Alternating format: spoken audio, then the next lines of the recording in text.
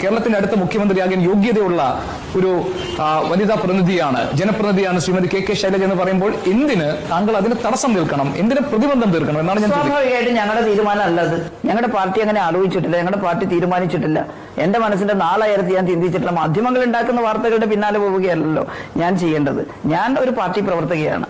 ഞങ്ങളുടെ പാർട്ടിക്കകത്ത് എങ്ങനെയാകണം എന്താകണമെന്ന് ഞങ്ങൾ കൂട്ടായ തീരുമാനമാണ്. അത് ഏതെങ്കിലും ഒരു വ്യക്തിയുടെ തീരുമാനമല്ല. ഞങ്ങളുടെ പാർട്ടിക്കകത്ത് നടക്കുന്ന എല്ലാ ചർച്ചകളും ചിലപ്പോൾ മുഴുവൻ നിങ്ങളോട് പറയാറില്ല, തീരുമാനം പറയാറുണ്ട്. ഞങ്ങളുടെ പാർട്ടിക്കകത്തുള്ളതുപോലെ ജനാധിപത്യം മറ്റൊരു പാർട്ടിക്കകത്തില്ല എന്ന് ഞാൻ ഉറച്ചു വിശ്വസിക്കുക. കാരണം ഞങ്ങൾക്കറിയാം, ഞങ്ങൾക്ക് അതിനകത്ത് അഭിപ്രായം പറയാനുള്ള സ്വാതന്ത്ര്യം എത്രത്തോളം ഉണ്ടെന്ന് ഞങ്ങൾ ഓരോരുത്തരും പറയാറുണ്ട്. അത് നിങ്ങൾ എന്താ വിചാരിച്ചത്, പാർട്ടിക്കകത്ത് സ്ത്രീകളെല്ലാം കൂടി ഒരു സ്ത്രീ മുഖ്യമന്ത്രിയാവണമെന്നോ സ്ത്രീ മന്ത്രിയാവണമെന്നോ വാദിക്കുന്നതാണോ? അപ്പൊ നിങ്ങൾ എന്തെങ്കിലും ഒരു ഉന്നം വെച്ചിട്ട് അല്ലെങ്കിൽ ഏതെങ്കിലും അത് ഈ തെരഞ്ഞെടുപ്പ് കാലത്തൊക്കെ നടക്കുന്ന ഒരു തട്ടിപ്പാണ് ഗോപി. മികച്ച പ്രവർത്തനം കാഴ്ചവെച്ച ഒരാൾ രണ്ടാം ഘട്ടത്തിൽ തഴയപ്പെടുക. ഞാൻ ഒരു മാധ്യമപ്രവർത്തനത്തിലും ഞാൻ ചോദ്യങ്ങൾ ചോദിക്കുകയാണ്. സി അംഗമായിരുന്ന ഒരു വനിതാ പ്രതിനിധി മന്ത്രിസഭയുടെ ഭാഗമാകാതിരിക്കുക, ഏറ്റവും വലിയ ഭൂരിപക്ഷത്തിൽ ജയിച്ച ശൈലജ ടീച്ചറെ പോലെ ജനങ്ങൾക്കിടയിൽ ഏറ്റവും അധികം സ്വാധീനമുണ്ടാക്കാൻ കഴിഞ്ഞ ഒരു വനിതാ നേതാവ് മന്ത്രിസഭയുടെ ഭാഗമാകാതിരിക്കുക, പൊതുജനത്തെ സംബന്ധിച്ച് അത്ര എളുപ്പത്തിൽ ദഹിക്കുന്ന യുക്തിയായിരുന്നില്ല ഈ തീരുമാനങ്ങളൊന്നും. അത് ടീച്ചറിനെ വേണ്ടാത്ത വികാരം ഉണ്ടാക്കുന്നതിൽ മാധ്യമങ്ങൾക്ക് ഒരു പങ്കുണ്ട്. അങ്ങനെയാണ് ഇത്. എന്തുകൊണ്ട് ശൈലജ ടീച്ചറെ തഴഞ്ഞു? ശൈലജ ടീച്ചറെ തഴഞ്ഞിട്ടില്ല. ഞങ്ങളെല്ലാം കൂടി എടുത്ത തീരുമാനമാണ് ഇത്തവണ മുഖ്യമന്ത്രി ഒഴികെ ബാക്കി എല്ലാവരും പുതുമുഖമാകട്ടെ. എന്തുകൊണ്ട്? ഞങ്ങളുടെ പാർട്ടിക്കകത്ത് ഈ ശീലമുള്ള ആളുകൾ മാത്രം അല്ലല്ലോ, മറ്റുള്ളവർ ഇതെല്ലാം കൈകാര്യം ചെയ്ത് അങ്ങനെ ഒരു അടുത്ത ഒരു തലമുറയെ വളർത്തിക്കൊണ്ടുവരണ്ടേ. സ്വാഭാവികമായിട്ടും ഞങ്ങളെ പാർട്ടിക്കകത്ത് കുറെ പ്രവർത്തിച്ച് ശീലമുള്ള കുറെ ആളുകളാണ്, കുറെ വർഷക്കാലങ്ങളുടെ. താരതമ്യേന ചെറുപ്പക്കാരായിട്ടുള്ള കുറെ ആളുകളെ കൂടി ഇതെല്ലാം മനസ്സിലാക്കാൻ അവർക്ക് അവസരം കൊടുക്കണ്ടേ. ഞാൻ വരുമ്പോൾ ഞാൻ പുതുമുഖമായിരുന്നു മന്ത്രിസഭയിൽ, പ്രായത്തെ കൊണ്ടല്ല ഞാൻ പറയുന്നത്. ഇത്തവണ മുഖ്യമന്ത്രി ഒഴികെ ബാക്കി എല്ലാവരും പുതുമുഖങ്ങളാവട്ടെ. ഞങ്ങൾക്ക് ആർക്കെങ്കിലും അസംതൃപ്തി ഉണ്ടായോ? ഞാൻ എന്തെങ്കിലും പറഞ്ഞു? എന്റെ കൂടെയുള്ള മറ്റുള്ളവരെന്തെങ്കിലും പറഞ്ഞു? അത് ഞങ്ങളുടെ തീരുമാനമായിരുന്നേ. അതാരെങ്കിലും അടിച്ചേൽപ്പിച്ചൊരു തീരുമാനമല്ല. അടിച്ചേൽപ്പിച്ചതാണെങ്കിൽ നിങ്ങളോട് പറയില്ലേ, അയ്യോ എന്നെ തഴഞ്ഞു കളഞ്ഞു എന്ന് പറഞ്ഞിട്ട് ഞാൻ അതിന്റെ നീരസം കാണിക്കണ്ടേ? ജനങ്ങൾ പ്രതിഷേധിച്ച് VS സ്ഥാനാർത്ഥിത്വം കൊടുത്ത ഒരു അനുഭവം നമ്മുടെ മുന്നിലുണ്ട്. ജനങ്ങൾ പ്രതിഷേധിച്ചുകൊണ്ടാണ് ആരാ പറഞ്ഞത്? ഞങ്ങളുടെ പാർട്ടിക്കകത്ത് നടക്കുന്ന ചർച്ചകൾ എന്തെങ്കിലും നിങ്ങൾ അറിയുന്നുണ്ടോ? അതല്ല, നിങ്ങൾ ചിലപ്പോൾ ചില കാര്യങ്ങൾ പ്രഖ്യാപിക്കുന്നു, അത് നടക്കാതിരുന്നാൽ നടന്നില്ല എന്ന് വിമർശിക്കുന്നു, നടന്നാൽ ഞങ്ങൾ പറഞ്ഞതുകൊണ്ട് ഇങ്ങനെ മാറി എന്ന് പറയുന്നു. ഞാൻ പറഞ്ഞത് ശൈലജ ടീച്ചർ അങ്ങനെ ജനങ്ങൾക്കിടയിൽ പ്രവർത്തിച്ച ഒരു പാരമ്പര്യം ടീച്ചർക്കുണ്ട്. ഞാൻ അതിനെ നിഷേധിക്കില്ല. പക്ഷെ ടീച്ചറിനെ ഈ സമൂഹം അടയാളപ്പെടുത്തിയത് ആരോഗ്യമന്ത്രി എന്ന നിലയിൽ ഏറ്റവും പ്രതിസന്ധി നിറഞ്ഞ ഒരു ഘട്ടത്തിൽ കേരളത്തിന് സുരക്ഷിതമായി ഈ ഘട്ടത്തെ അതിജീവിക്കാൻ അതിന് നേതൃത്വം നൽകിയ ഒരാളെന്ന നിലയിലാണ്. അവിടെയാണ് എന്റെ ചോദ്യം. അതിനുശേഷം ഈ വകുപ്പ് കൈകാര്യം ചെയ്യാൻ വീണ ജോർജ് എത്തുന്നു. വീണയ്ക്ക് താങ്കൾ ഏതെങ്കിലും തരത്തിലുള്ള നിർദ്ദേശങ്ങൾ നൽകുകയോ ഉപദേശങ്ങൾ നൽകുകയോ അവർ ഈ വകുപ്പ് കൈകാര്യം ചെയ്യുന്നത് ബന്ധപ്പെട്ട് താങ്കൾക്കൊരു വിലയിരുത്തലോ ഉണ്ടോ പറയാൻ? വീണ നല്ല വിദ്യാഭ്യാസമുള്ള ഒരാളാണ്, ഉയർന്ന വിദ്യാഭ്യാസ യോഗ്യതയുള്ള ഒരാളാണ്, നന്നായിട്ട് പൊതുപ്രവർത്തകരെ കണ്ടിട്ടുള്ള ആളാണ്. മാധ്യമപ്രവർത്തക എന്നുള്ള നിലയിൽ ഞങ്ങളെ പോലുള്ള ആളുകളെയൊക്കെ ഇന്റർവ്യൂ ചെയ്യുകയും നന്നായിട്ട് വിമർശിക്കുകയും ഒക്കെ ചെയ്തിട്ടുള്ള ആളാണ്. അങ്ങനെയുള്ള ഒരാൾക്ക് ഒരു തീരെ ഇതുവരെ ഒരു പരിചയമില്ലാത്ത ഒരാളാണെങ്കിൽ നമ്മൾ ഉപദേശിക്കണം. അതല്ല, വീണ സാമൂഹ്യ പ്രവർത്തനത്തെക്കുറിച്ച് ഒരുപക്ഷെ പാർട്ടിക്കകത്തും വന്നിട്ടുണ്ട്. ഇപ്പം പാർട്ടിക്ക് അകത്ത് വരുന്നതിന് മുമ്പ് തന്നെ നോക്കിക്കാണുകയും പഠിക്കുകയും ചെയ്തിട്ടുള്ള ആളാണ്. അങ്ങനെയുള്ള ഒരാളെ ഞാൻ പ്രത്യേകിച്ച് എന്തെങ്കിലും വ്യക്തിപരമായി ഉപദേശിക്കേണ്ടതില്ല. പക്ഷേ ഇത്രയും വലിയൊരു പ്രതിസന്ധി ഘട്ടത്തെ അതിജീവിച്ച അനുഭവ സമ്പത്തുള്ള ടീച്ചർ അല്ലെങ്കിൽ വേറെ ആരാണ് അവർക്ക് ഉപദേശം കൊടുക്കാൻ? അല്ല, അത് വ്യക്തിപരമായ ഉപദേശമല്ല. നമ്മള് ആ പ്രതിസന്ധി ഘട്ടത്തിൽ കേരളത്തിൽ ശൈലജ ടീച്ചർ അല്ല, ഇടതുപക്ഷ ജനാധിപത്യ മുന്നണി ഉണ്ടാക്കിയിട്ടുള്ള ചില പ്രോട്ടോകോളുകളുണ്ട്. ഹെൽത്ത് ഡിപ്പാർട്ട്മെന്റ് അതൊരു ശൈലജ ടീച്ചറുടെ മാത്രമല്ലല്ലോ. അതിനകത്തുള്ള എക്സ്പെർട്ടുകൾ, മുഖ്യമന്ത്രിയുടെ ഉപദേശ നിർദ്ദേശങ്ങൾ, അതിന് പുറത്ത് ഞങ്ങൾ രൂപീകരിച്ചിട്ടുള്ള എക്സ്പെർട്ട് കമ്മിറ്റി, ഞങ്ങളെല്ലാം ഇരുന്ന് ചർച്ച ചെയ്ത് അതിൽ തീർച്ചയായിട്ടും ആരോഗ്യവകുപ്പ് മന്ത്രിയുടെ അഭിപ്രായങ്ങൾ ഉൾച്ചേരും. മുഖ്യമന്ത്രി പിണറായി വിജയനെ കുറിച്ചുമൊക്കെ നടത്തിയിട്ടുള്ള പരാമർശങ്ങളെ ടീച്ചർ എങ്ങനെ കാണുന്നു എന്ന് എനിക്കറിയാൻ താല്പര്യമുണ്ട്. MT വാസുദേവൻ നായർ അദ്ദേഹം പറഞ്ഞ കാര്യങ്ങൾ ഞാൻ ആവർത്തിക്കേണ്ട കാര്യമില്ല, താങ്കൾക്കറിയാം. തൊട്ടു പിന്നാലെ M മുകുന്ദൻ പറയുന്നു സിംഹാസനങ്ങളിൽ ഇരിക്കുന്നവർ അവർ ഒഴിയേണ്ട സമയത്ത് സിംഹാസനങ്ങൾ ഒഴിയണം ഈ ജനായത്ത ഭരണ സംവിധാനത്തിൽ. അപ്പോൾ കേന്ദ്രത്തിലെ നരേന്ദ്രമോദി എന്ന പോലെ തന്നെ കേരളത്തിൽ പിണറായി വിജയന്റെ ഭരണശൈലിയെയും ഇത്തരം വിമർശനങ്ങൾ നേരിടുന്നുണ്ട്. എങ്ങനെയാണ് അവരാരെങ്കിലും പിണറായി വിജയൻ ഒഴിയണമെന്ന് പറഞ്ഞോ? എന്നല്ല, വളരെ പ്രകടമായ രീതിയിലാണ് EMSന്റെ ഭരണ രീതികളെ കുറിച്ച് EMSനെ കുറിച്ച് അദ്ദേഹം പറഞ്ഞു. അതാണ് അങ്ങനെ സ്വീകരിക്കേണ്ട സമയം. അത് പിണറായി വിജയൻ സ്വീകരിക്കുന്നില്ല എന്ന് അവരെവിടെയും പറഞ്ഞിട്ടില്ല. മാത്രമല്ല, ഒരു പൊതു കാര്യം എന്നുള്ള നിലയിൽ അവർ പിണറായി പോലും അങ്ങനെ പൊതുകാര്യം പറയുമ്പം അതിനെ പിണറായി എതിർത്തിട്ടില്ലല്ലോ ഇതുവരെ. എന്നെ പറ്റി ഇങ്ങനെ പറഞ്ഞു ശരിയല്ല എന്ന് നമ്മൾ കേരളത്തിന്റെ മുഖ്യമന്ത്രി പറഞ്ഞിട്ടില്ല. MTയും അതുപോലെ M മുകുന്ദനും ഒക്കെ പല ഘട്ടങ്ങളിലും ഇടതുപക്ഷ ആശയങ്ങളെ വളരെ പ്രകടമായിട്ട് MT ഒരുപാട് പറഞ്ഞിട്ടില്ലെങ്കിലും ചിലയിടത്ത് പറഞ്ഞിട്ടുണ്ട്. ഇടതുപക്ഷ സോഷ്യലിസ്റ്റ് ആശയങ്ങളെ അംഗീകരിക്കുന്ന ഒരു മനോഭാവം അദ്ദേഹം കാണിച്ചിട്ടുണ്ട്. അതുപോലെ തന്നെ കമ്മ്യൂണിസ്റ്റ് പാർട്ടി ഓഫ് ഇന്ത്യ മാർക്സിസ്റ്റിനെ എന്നല്ല ഞാൻ പറയുന്നത്. അത് പൊതുവെ മോഹൻദാസ് പലപ്പോഴും വളരെ വ്യക്തമായിട്ട് ഇടതുപക്ഷ ആശയഗതികൾ അത് തകർന്നു പോകരുതെന്ന് ആഗ്രഹമുള്ള ഒരാളാണ് അദ്ദേഹം. അപ്പൊ അവരൊക്കെ പറഞ്ഞിട്ടുണ്ട്. അവരാരെങ്കിലും വ്യക്തിപരമായിട്ട് ഒരാളെ എടുത്തിട്ട് പറഞ്ഞു എന്ന് ഞാൻ കരുതുന്നില്ല. അവർ പൊതുവായിട്ട് പറഞ്ഞിട്ടില്ല. എല്ലാവരും നമ്മളെല്ലാവരും അംഗീകരിക്കേണ്ടുന്ന പൊതുകാര്യം, പൊതുപ്രവർത്തകർ എങ്ങനെയായിരിക്കണം എന്നുള്ളതിനെ കുറിച്ച് പറഞ്ഞാൽ അത് ഇന്ന വ്യക്തിയെ ചൂണ്ടിയാണ് പറഞ്ഞതെന്ന് വലിയ തോതിൽ മാധ്യമങ്ങൾ പ്രചരിപ്പിക്കുമ്പോഴല്ലേ. ഞാൻ ചോദിക്കട്ടെ, പിണറായി കഴിഞ്ഞ 2016 മുതൽ 21 വരെ കേരളത്തിന്റെ പുതിയ പ്രശ്നങ്ങൾ, കാരണം നേരത്തെ ഭൂപരിഷ്കരണം മുതൽ ഇങ്ങോട്ട് ഞാൻ പറഞ്ഞു, കേരളത്തിന്റെ പുതിയ തലമുറ അനുഭവിക്കുന്ന പ്രശ്നങ്ങൾ അത് തൊട്ടറിഞ്ഞ് അത് പരിഹരിക്കാനുള്ള മാർഗം നിർദ്ദേശിക്കുന്നതിന് നേതൃത്വം കൊടുത്തിട്ടുള്ള മുഖ്യമന്ത്രിയാണ്. അതിന് ഉദാഹരണമായിട്ട് ഞാൻ പറയാം, നമുക്ക് റവന്യൂ വരുമാനം വളരെ കുറവാണ്.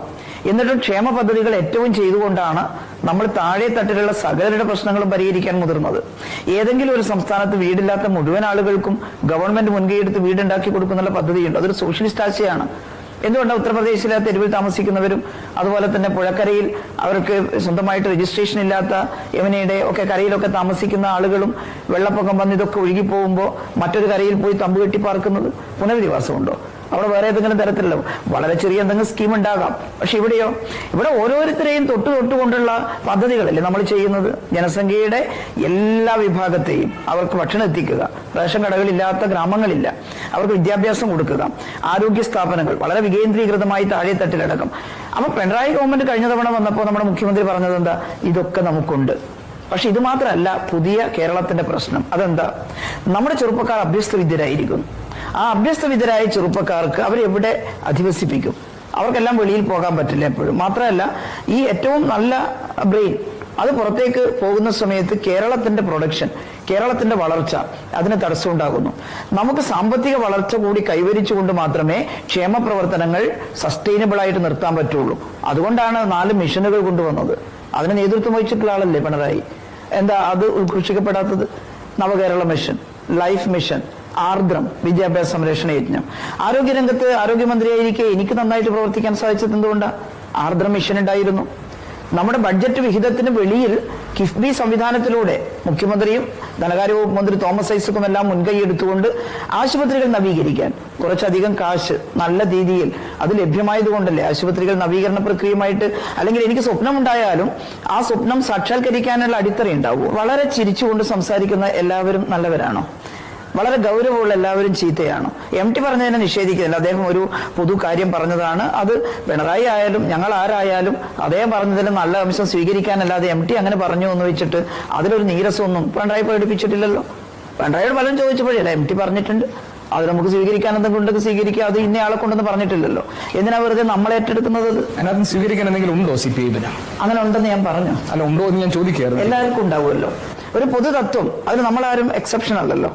അതെന്താ കോൺഗ്രസിന്റെ ലീഡേഴ്സിനെ കൊണ്ട് പറഞ്ഞതാണെന്ന് തോന്നാത്തത്? അല്ലെങ്കിൽ നരേന്ദ്രമോദിയെ കൊണ്ട് പറഞ്ഞതാണെന്ന് തോന്നരുത്. അങ്ങനെയൊന്നുമല്ല, ആരെയും ചൂണ്ടിയിട്ടല്ല MT പറഞ്ഞത്. MT നമ്മുടെ പ്രിയപ്പെട്ട എഴുത്തുകാരനാണ്, ഒക്കെ വളരെയേറെ ബഹുമാനിക്കുന്ന ആളാണ്. അത് കാരണം വെച്ചാൽ MT ഉദാഹരിച്ചത് ഇടതുപക്ഷത്തിൽ ഏറ്റവും സൈദ്ധാന്തികനായ കമ്മ്യൂണിസ്റ്റ് പാർട്ടിയുടെ നേതാവ് എന്ന നിലയിൽ അല്ലല്ലോ MT ഉദാഹരിച്ചത്. EMS ഒരു നല്ല ഭരണാധികാരിയായിരുന്നു, നല്ല രീതികൾ കേരളത്തിന് കാട്ടിത്തന്നു. EMS കാട്ടിത്തന്നത് ഇടതുപക്ഷം മാത്രം പിന്തുടരണം എന്നല്ല ഞങ്ങൾ കരുതുന്നത്. EMS കാട്ടിത്തന്നത് കേരളത്തിൽ എല്ലാവരും പിന്തുടരണം എന്നാണ്. കമ്മ്യൂണിസ്റ്റ് മുഖ്യമന്ത്രി അടുത്തിരുത്തിയാണ് MT ഇതെല്ലാം പറഞ്ഞത്. അതുപോലെ ആ സമയത്ത് അടുത്തിരിക്കുന്നത് കേരളം ഭരിക്കുന്ന ഇപ്പൊ കമ്മ്യൂണിസ്റ്റ് ആയതുകൊണ്ട് കമ്മ്യൂണിസ്റ്റ് മുഖ്യമന്ത്രിയാണ്. ഒരുപക്ഷെ MT ഇത് പറയുന്ന സമയത്ത് വേറൊരു മുഖ്യമന്ത്രിയാണ് ഇരിക്കുന്നതെങ്കിൽ അദ്ദേഹത്തെ കുറിച്ച് ആകുമായിരുന്നു അത്. MT അങ്ങനെ ഒരു വ്യക്തിയെ ചൂണ്ടിയിട്ടൊന്നും പറയുന്ന ആളല്ല. MT വാസുദേവൻ നായരെ കുറിച്ച് നമുക്കറിയില്ലേ. എന്നാൽ അദ്ദേഹം പറയാനുള്ള ആശയം കൺവേ ചെയ്യുന്ന ആളാണ്. അത് ആ അർത്ഥത്തിലെടുത്താൽ മതി. അതുകൊണ്ട് പിണറായി വളരെ മോശക്കാരനാണെന്ന് MT പറയുമോ? അങ്ങനെ പറയില്ല എന്നാ എന്റെ അഭിപ്രായം. സൂര്യനോട് ഭൂമിച്ചത് CPM സംസ്ഥാന സെക്രട്ടറി MV ഗോവിന്ദനാണ്. അദ്ദേഹം പറഞ്ഞതെന്താ യഥാർത്ഥത്തിൽ? നമ്മൾ സാധാരണ പറയാറില്ലേ, വലിയ ആക്രമണം ഒരാൾക്ക് നേരെ ഉണ്ടാകുമ്പോൾ, വലിയ ആക്രമണം ഉണ്ടാകുമ്പോൾ അതിനെ ചെറുക്കാനുള്ള ഊർജ്ജമുള്ള ഒരാളാണ് പിണറായി. എന്തെല്ലാം ആക്രമണങ്ങളാണ് വരുന്നത്. അങ്ങനെ ആക്രമണം ഉണ്ടാകുമ്പോൾ അതിൽ പതറിപ്പോകുന്ന ഒരാളല്ല എന്ന് പറയാൻ, ആ ഊർജ്ജത്തെ കുറിച്ച് പറയാൻ വേണ്ടി മാത്രമല്ലേ പറഞ്ഞല്ലാണ്ട് മനവേന്ദ്ര വിളങ്ങുന്നു ചന്ദ്രനെ പോലെ നിൻമുഖം എന്ന് പറയുന്നതിന് സമാനമായിട്ടാണോ MV ഗോവിന്ദൻ മാഷ് പറഞ്ഞത്? വ്യക്തിപൂജയെ ഒരിക്കലും പാർട്ടി അംഗീകരിക്കില്ല. പാർട്ടി അംഗീകരിക്കാറില്ല.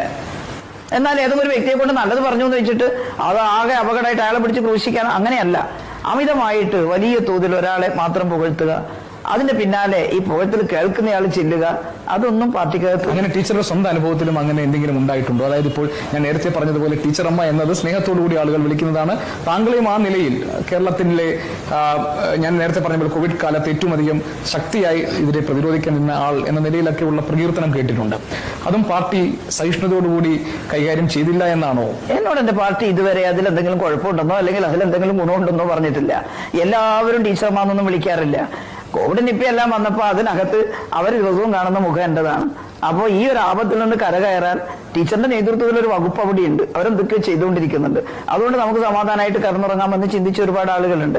ആ സ്നേഹപ്രകടനമാണ് ടീച്ചർ അമ്മ എന്ന് പറഞ്ഞ് അതെല്ലാ കാലം വിളിക്കുന്നൊന്നും എനിക്ക് തോന്നുന്നില്ല. പക്ഷെ അങ്ങനെ വിളിച്ചിട്ടുണ്ട്.